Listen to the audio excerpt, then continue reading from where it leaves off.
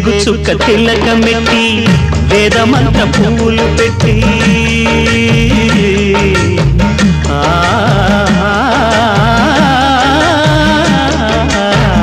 వేగు చుక్క తిలకమెట్టి